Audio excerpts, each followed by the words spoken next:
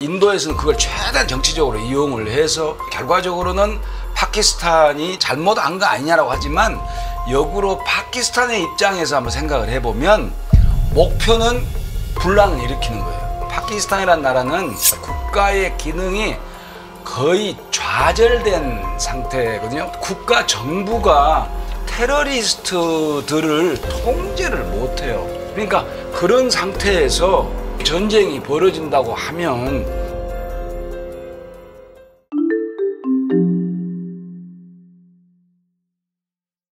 이광수 부산외대 인도학부 명예교수님을 초청했습니다. 어서 오십시오. 예, 네, 반갑습니다. 안녕하십니까 교수님. 네, 교수님 저희가 앞서서 말씀해 드렸던 것처럼 최근 카슈미르 총기 테러 사건 여파로 갈등을 빚고 있던 인도와 파키스탄 간에 미사일 공격이 있었는데요. 이게 6년 만에 무려 6년 만에 무력 충돌이 일어났다라고 하던데 현재 상황을 좀 어떻게 보고 계십니까? 이제 테러가 일어나고 한 열흘 22일이니까 한 열흘 좀 더 지났나요? 네. 지금쯤은 이제 반격이 인도에 공습이 있을 것 같다라고 하는 생각을 가졌습니다. 네, 가졌는데 비슷한 시기에 공습이 이루어졌습니다. 네. 그러니까 이제 전문가들이 예측한 것과 비슷한 일이 벌어졌다는 거죠. 네. 전혀 예상 밖이 아니고. 그런데 규모는 조금 큰 것 같아요. 제가 생각보다는. 인도가 공격한 그 규모, 피해 규모나 이런 것들 말씀이시죠? 그러니까 이제 제 일성이 모디 수상이 네. 모디 수상이 그런 게 아니고 아마 아미트 샤 내무부 장관이 그런 것 같은데 네. 그러니까 테러하고는 절대로 협상할 수 없다. 절대로 용납하지 않는다. 이건 그대로 갚아주겠다라고 하면서 그 공격을 했거든요. 네. 미국에서도 거의 똑같은 반응이 나왔습니다. 테러하고는 절대로 협상할 수는 없다. 이렇게 이제 국가의 지도자라면 그런 판단할 만하긴 할 텐데. 그렇죠. 네. 예. 그래서 테러가 했는데 이제 테러에 대한 공격을 했는데 9군데를 했더라고요. 네. 그래서 이게 규모가 상당히 크다. 그런데 그 9군데를 지도상에서 놓고 보니까 네. 8군데는 카슈미르의 이제 그 소위 접경 지역.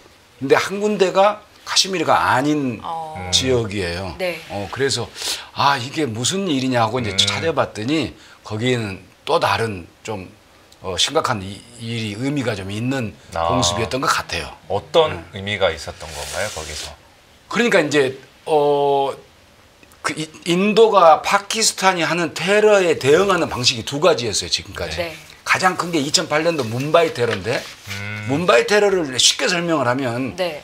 이거 참 미안한 이야기지만 북한이 보트를 타고 서해상으로 해가지고 인천을 들어와서 인천에서 제일 큰 호텔을 점령해서 총으로 쏴 죽이는 그런 말도 안 되잖아요. 그러니까 그런 일이 벌어졌어요. 2008년도에. 네. 그리고 이제 또 한 군데는 이제 인도령 카슈미르, 인도가 네. 실효적 지배를 하고 있는 카슈미르에 민병대원들이 이제 있는데 폭탄 투하를 해가지고 40명을 죽였던 그 2019년도 일이거든요. 네. 2008년도에는 보복을 하지 않았어요.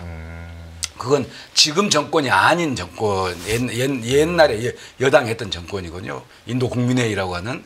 지금은 힌두 근본주의를 표방하고 있는 힌두 민족주의를 표방하고 있는 모디의 정권이고요. 네. 그러니까 모디 정권에서는 이제 공습을 했죠. 보복 공습을 했는데 이렇게 크게는 하지 않았어요. 그런데 이번에 8군데 카슈미르령에 있는 그 캠프 사이트하고 한 군데 펀잡에 있는 곳을 때렸는데 거기에서 주모자의 마수드 아즈하라고 한 주모자의 가족 친지 해서 10명이 사살당했습니다. 그러니까 본때를 보여주겠다라고 각오를 하고 펀잡에 있는 곳까지 때려버린 거예요. 그 민간인들도 피해가 있었다고 집계가 됩니다. 그러니까 그것은 항상 인도에서는 그런 일이 벌어지는데 테러하는 사람들은 크게 두 군데를 가지고 있어요. 그러니까 카슈미르에 있는 히말라야 산속에 내에 있는 캠프 사이트, 그거야 양철 지붕 있는 창고 같은 거밖에 안 돼요. 네. 그러니까 그건 때려봤자 별로 손해가 안 나요. 그런데 또 하나는 사무실이라는 것은 시내에 둬요. 그러니까 시내에 두면서 주로 어린이 학교, 초등학교 네.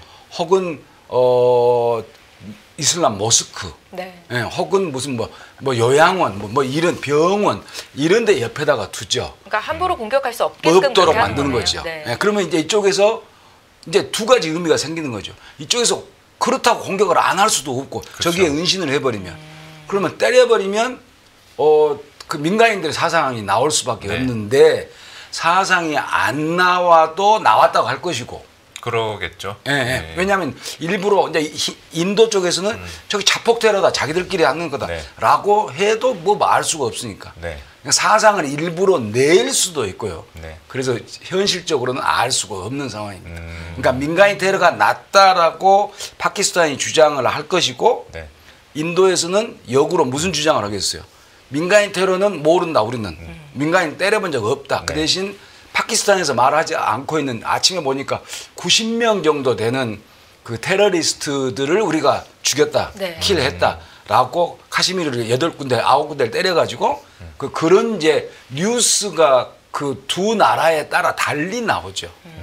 그러니까 우리는 어느 쪽 뉴스에 더 신빙성을 둬야 되는가는 알 수가 없어요. 독립적인 조사는 현실적으로 이루어질 수가 없습니다. 그러니까 중요한 것은 전문가들은 어느 정도 공습을 예측하고 있는 상황이었는데 생각보다 규모가 컸다는 거고 또 이제 인도 측에서는 우리는 테러와는 어떤 협상도 할 수 없다라고 강경 대응을 하고 있다는 건데 이 지역을 두고 카슈미르를 두고 70년간 지금 분쟁이 일어나고 있는 거잖아요. 이것도 이 영유권 분쟁의 연속성이다 이렇게 보십니까? 아, 그렇죠. 그러니까 이제 이어지는 게 있는데 이런 거 아주 간단하게 이야기를 하면 네. 영국이 인도를 지배를 하고 있을 때 크게 상태가 두 가지 상태가 있었어요. 하나는 직접 영토, 네. 영국이 직접 통치를 하는 것. 하나는 간접 통치입니다. 그러니까 왕이 있어요. 왕이 있고 형식적으로는 독립국이에요. 근데 내용적으로는 일종의 괴뢰국이죠. 만주국과 같은 괴뢰국이거든요. 그러니까 이걸 독립을 하면서 직접 영토는 인도 정부 혹은 파키스탄 정부에게 줬죠. 우리는 간다. 그런데 간접 영토, 간접 지배 영토, 그걸 토후국이라고 부르는데 왕이 통치를 하는 나라예요. 이 토후국은 자기들이 형식적으로 이래라 저래라 말을 할 수가 없잖아요. 네. 그러니까 당신들 알아서 해라. 파키스탄 갈 사람은 파키스탄 가고 인도 올 나라는 인도로 오고 그렇게 되면 결정을 해야 되는데 누가 결정권을 가지고 있겠습니까? 주민이겠어요? 왕이겠어요? 보통은 이제 왕이 있겠죠. 네, 왕이 있겠죠. 근데 이 카시미르는 왕이 힌두예요. 근데 주민의 대부분은 무슬림입니다. 네. 그러니까 이제 문제가 발생을 해서 유엔에서 주민투표를 해라 그러면 인도는 받아들여서 휴전을 했는데 네. 주민투표 안 하죠. 그 왕이 결정권을 가지고 있는데 왜 주민투표를 하라고 그러냐. 근데 역으로 데칸곤에 있는 하이드라바드라고 하는 토국, 그 토국은 주민은 대부분이 힌두예요. 근데 왕은 또 무슬림이에요. 이게 합쳐야지 어떻게 보면 서로 교환을 해야지 이게 아구가 맞네요. 예, 그러니까 어떤 케이스가 옳고 그러다고 말을 못 하는 거죠. 네. 그래서 인도가 거기는 이제 눌러서 자기 나라로 병합을 했고 카시미르는 양쪽에 사이에 걸쳐 있기 때문에 네. 그 병합이 서로 안 되고 윗부분은 아자드 카시미르라고 해가지고 파키스탄이 가지고 갔고 아랫부분은 이제 잠무엔 카시미르 해가지고 인도가 실효적 지배를 하고 있고 그러니까 영토 분쟁이 계속 있을 수밖에 없죠. 지금까지 두 차례의 영토 분쟁이 있었고 세 번째는 1971년도에 인도의 인디라 간디 수상이 국내 정치를 너무 못했어요. 너무 못했어요. 네. 그러니까 전쟁을 일으키는 거예요. 아. 그러니까 그 전쟁이 방글라데시 해방전쟁이라는 명목으로 해가지고 방글라데시라는 나라를 독립시켜버렸죠. 네. 그러니까 파키스탄 입장에서는 어떻게 했어요? 자기 나라를 찢어버린 거 아니에요. 네. 그러니까 철천지 원수가 되는 거죠. 그러니까 그 뒤로 핵무기를 개발을 하는 거거든요.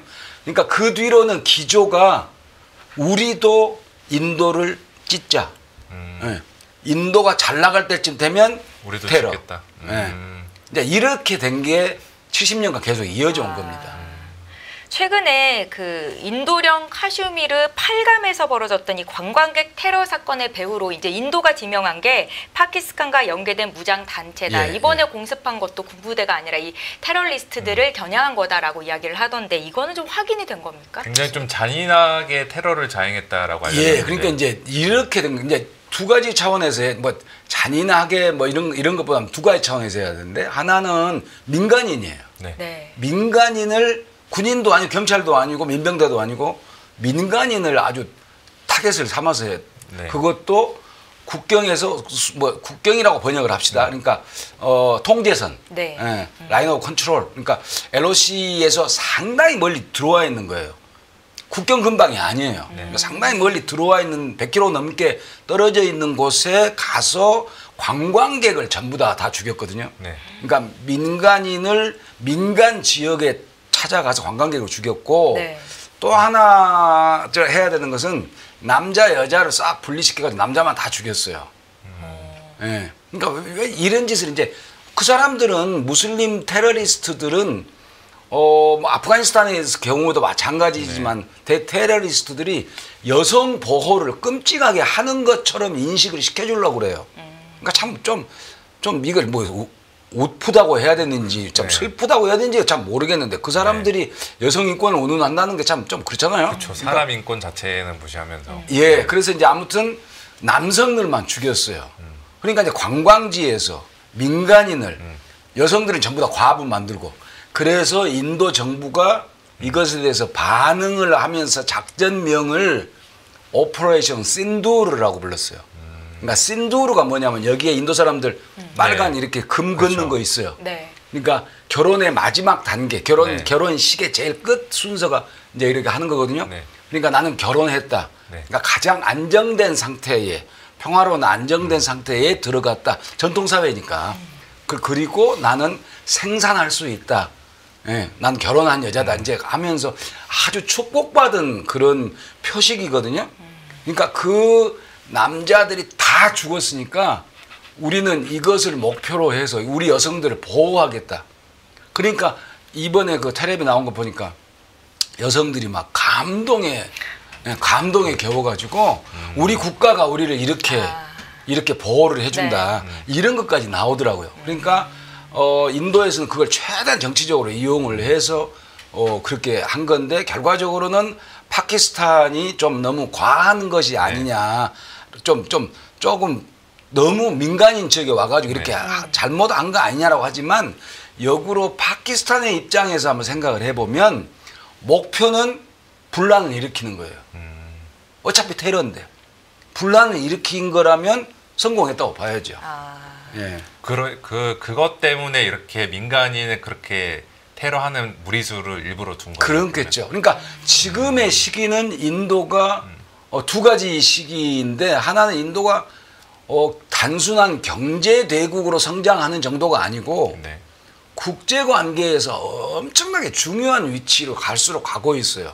그렇죠. 뭐 지금 뭐 공급망적인 측면에서 봐도 중국을 이제 대체할 새로운 공급 지역 뭐 이렇게 근데 이제 그런 것은 이야기가 이제, 나오고 있으니까. 예, 그런데 경제적 측면이라고 네. 치더라도 네. 국제 관계 측면에서 보면 우선적으로 중동 문제를 미국에서 자꾸 손을 떼려고 그런단 말이에요. 중동 문제에서. 그러면 이제 이란, 이스라엘, 사우디 이쪽을 대신해서 좀 좋은 관계를 가져주면 좋겠다. 누가? 인도가.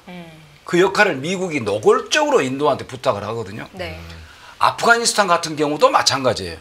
인도가 좀 대응으로 좀 큰 빅브라더로 해서 아프가니스탄을 좀 투자도 하고 좀 해주라.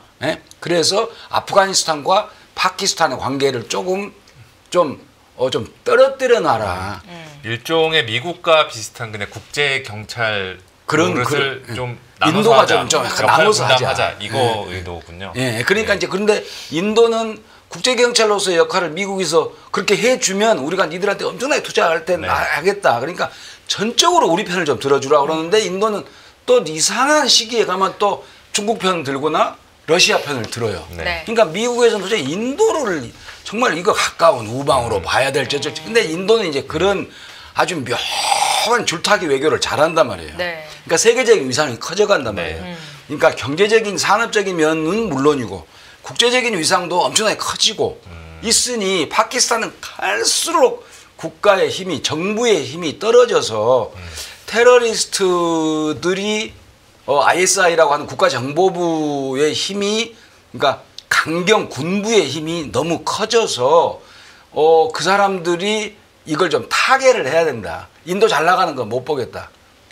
인도를 좀 시끄럽게 만들자. 네. 원수를 갚자. 뭐 이런 것이 있어서 이번에 문제를 벌였는데 그 인도는 이제 기본적으로 과거의 인도와는 달리 힌두 민족주의의 성향이 아주 강한 그래서 이슬람 무슬림들이 우리 인도에 있는 우리 무슬림이 핍박받는 상황이다. 그러니까 이제 명목은 충분히 성립될 수 있는 정도의 그런 상황이 된 거죠. 그래서 지금 인도 측은 일단 테러에 대한 보복 정도로 이제 공격을 감행을 했는데 예. 이 지역이 워낙 이제 역사적으로 분쟁이 조금 골이 깊은 만큼 혹은 이제 시간 어느 순간에 이 정도 선을 넘으면은 전면전으로 간주한다. 좀 이런 수도 있을 것 같거든요.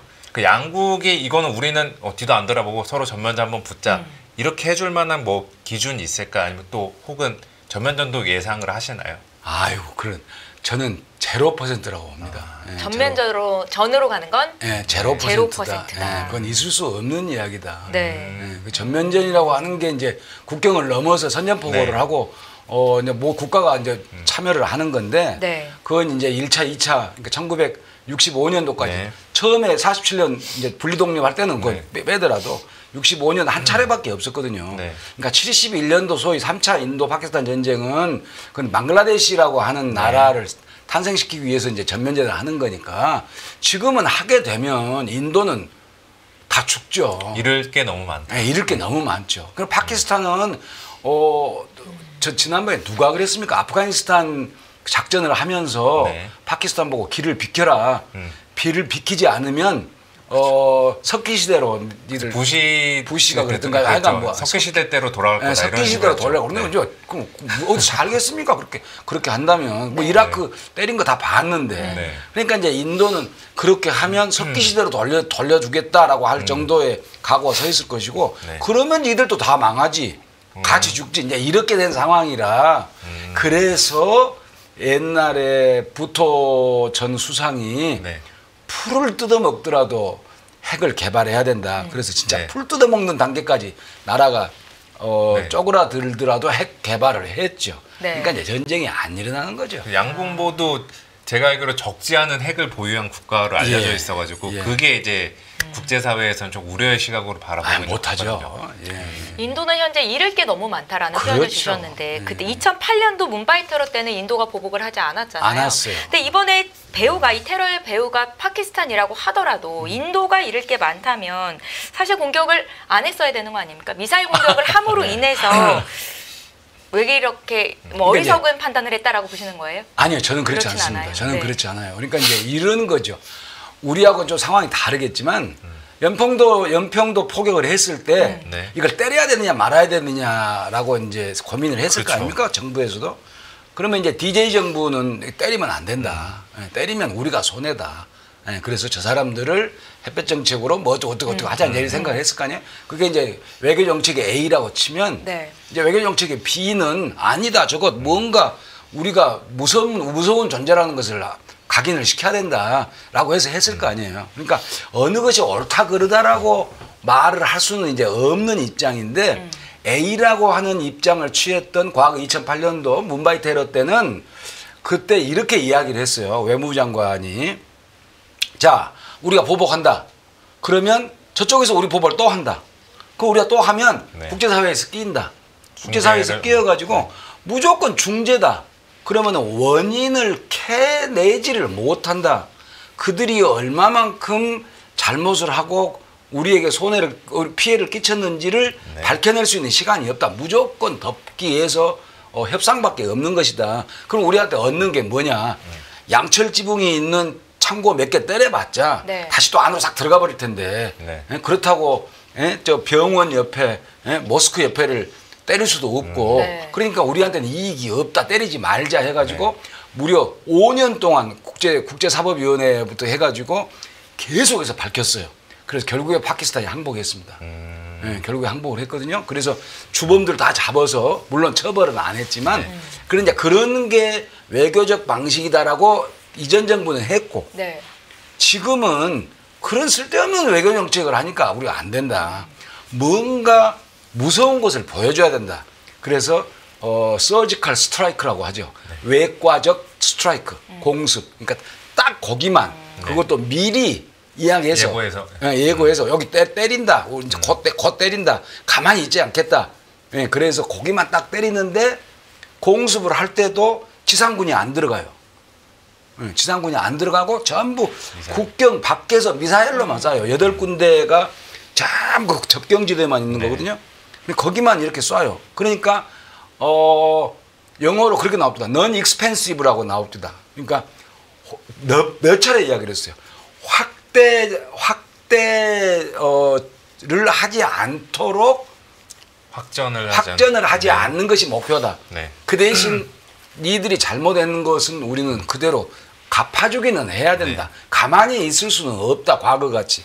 그래서 8군데를 때리고 또 한 군데를 번잡에 있는 것을 때려서 그 마수드의 뭐 가족들 10명을 죽이고 이제 이렇게 하는데 여기까지 하자. 니들도 그러면은 공습을 할 거 아니냐. 재보복을 한다고 했죠. 파키스탄이. 또 했고 가족이 당했으니까. 그러면 3명의 민간인이 죽었으면 이제 요 정도로 하자라고 다 알지. 거기서 다시 인도가 새삼스럽게 지상군을 뭐 보낸다든가 할 이유는 없죠. 근데 만약에 이렇게 분쟁이 계속 그 국지전으로라도 이렇게 주고받는 형태가 계속 된다면은 약간 그 중동이나 아시아 지역의 판세가 살짝 달라질 수 있다라는 생각을 개인적으로 하고 있거든요. 왜냐하면 이 카슈미르 지역의 지형을 보니까 위쪽 중국, 아래 파키스탄, 인도, 또 왼쪽 상단 쪽은 이제 이란이나 아프가니스탄. 어떻게 보면 카슈미르가 핵심 지역, 약간 알짜 상권 그런 느낌이 나니까 여기서 계속 뭔가 문제가 생기면은 이 지역에 좀 안보에 좀 변화가 있지 않나 싶어서요. 그러니까 이제 충분히 그런 생각을 할 수가 있는데 뭐 이제 이런 거죠. 그러니까 저는 이제 여러 차례 이야기한 게 파키스탄, 아프가니스탄 요 지역이 지금 이제 중동에 있는 그 뜨거운 열전의 상태가 이쪽으로 옮겨오는 근데 여기서 전쟁이 일어난다는 것은 아니고 교차로 상에서 중국이 1대1로 해서 엄청나게 투자를 하고 있고 미국이 과다를 해가지고 하고 또 다른 이란의 차바하를 한 또 개발을 한 인도가 하도록 하고 해서 경제 전쟁에서 딱 만나는 곳이거든요 여기가. 그래서 여기는 어쨌든지 간에 중국의 입장에서도 파키스탄의 영향력을 가장 크게 가지고 있는 중국의 입장에서도 더 이상 벌리지 않았으면 좋겠다라고 생각을 하고 미국에서도 트럼프가 그 참 부끄러운 짓이다 보복을 한다는 게. 근데 트럼프는 계속 인도 편을 들거든요. 그러니까 더 확전하지 마라라고 하는 것을 강력하게 지금 던져주는 거거든요. 그러니까 그쪽에 있는 전장이 이쪽으로 건너올 일은 없을 것 같다. 그러니까 전쟁 자체가 커질 수는 없고 또 다시 잠복해서 또 얼마 있으면 또 이제 또 벌어지기는 그 분명한 사실인데 이제 모디 정부가 힌두 근본주의를 따르면서 무슬림들을 이제 막 탄압을 하는데 인도 내에 있는 무슬림들을 탄압을 하는데 선거철이 가까이 오면 좀 심한 탄압을 하고 그러면 또다시 테러가 오고 근데 지금은 선거철은 아니거든요. 그러니까 뭐 굳이 모디도 그렇게 할 이유가 없다. 그러나 가만히 있을 수는 없다. 뭐 이런 거죠. 파키스탄은 중국의 맹방이고 인도는 최근 미국과 좀 가까워지고 있는 상황이잖아요. 뭐 시장이 우려하는 걸 만약에 인도와 파키스탄이 전면전으로 갔을 때 전면전 가능성은 제로라고 하셨지만 그때 미중 대리전이 될 가능성이 있다라는 기사들도 있더라고요, 교수님. 여기에 대한 의견은 좀 어떠십니까? 참 반가운 기사네요. 그러니까 누군가 외신은 그대로 받아쓰지 않고 누군가가 참 이상한 회로를 돌려서 한 것 같은데 그럴 확률은 이제 우선 전제 조건이 틀렸어요. 뭐냐면 파키스탄이 중국과 아주 때려야 뗄 수 없는 맹방이라고 하는 것은 맞습니다. 팩트로는. 근데 인도가 미국과 맹방이라고 하는 것은 한 4분의 3은 맞고 나머지는 다 맞다고 볼 수는 없고 인도가 중국과 사이가 안 좋다라고 말할 수는 없어요. 네. 인도는 아주 희한한 외교 정책을 해서 미국과도 친하고 그러면서 중국과도 계속 친하게 지내요. 국경 분쟁은 국경 분쟁이니까 그건 놔두고 어장 관리 좀 하늘 줄 아는 그렇죠, 국가네요. 그렇죠. 네, 우리말로 어장 관리를 할 줄 알아요. 네. 그러면서 또 느닷없이 또 러시아 우크라이나 침공을 했을 때 또 러시아 편을 들어줘가지고 또 이익도 챙기고 그래서 원유 싸게 사고 이제 이런 거거든요. 그러니까 인도가 미국하고 친하고 파키스탄이 중국하고 친하니까 미국하고 중국 대리전이 일어나는 거 아니냐. 네. 그 전쟁 자체가 지금은 열전의 전쟁이 아니고 네. 항구 개발, 고속도로, 뭐 유전 이런 경제 전쟁이기 때문에 그 자체가 전제 조건이 조금 좀 무리한 것 아니냐. 더군다나 인도는 중국과 멀지 않는데 네. 경쟁은 하지만. 네. 네, 알겠습니다.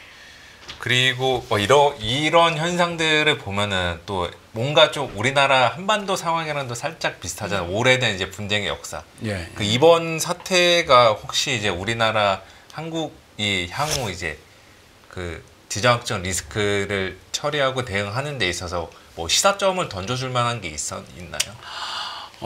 저는 이제 여러 차례 이야기를 했는데 뭐 전혀 뭐 먹혀들지 않아서 참 낙담을 하고 있는 네. 중이지만 네.